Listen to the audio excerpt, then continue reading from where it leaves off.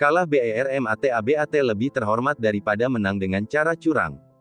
Saudaraku, dunia adalah permainan dan garis bawah lahun garis bawah tempat bersenang-senang.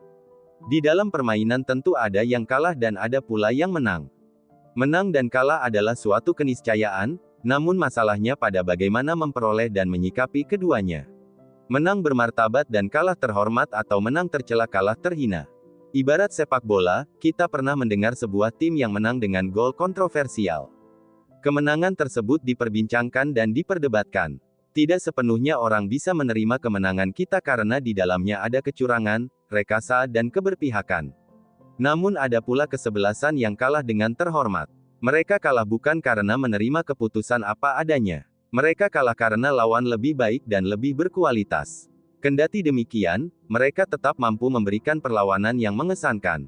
Demikian pula halnya dengan penegakan hukum dan keadilan di pengadilan, dipastikan hanya ada satu yang keluar sebagai pemenang.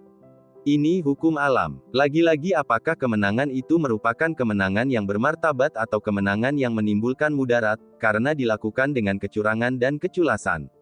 Demikian juga dengan para pihaknya, apakah mereka menjadi pihak yang malah terhormat ketika kalah atau malah semakin terhina? Saudaraku, di dalam ajaran Islam, ada 3 kata yang secara makna saling melengkapi dalam mewujudkan harga diri seseorang, yakni garis bawah izah garis bawah kemuliaan diri, muruah, menjaga kehormatan diri, dan ifah, menahan diri. Ketiga kata tersebut saling berkaitan antara satu dengan lainnya. Izah juga berarti keagungan, kehormatan dan kekuatan. Jika kita sering mendengar kata izul Islam itu bermakna betapa mulianya Islam bagi kehidupan manusia. Izah harus ada dalam hati setiap orang, yang didapat dengan cara mendekat kepada Rabb-Nya.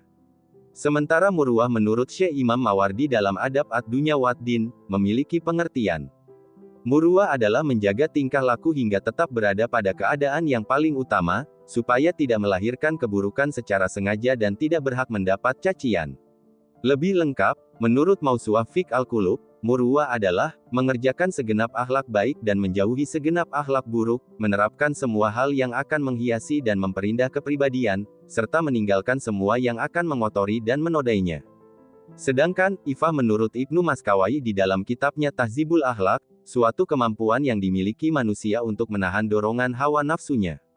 Ifah merupakan keutamaan yang dimiliki manusia ketika ia mampu mengendalikan syahwat dengan akal sehatnya.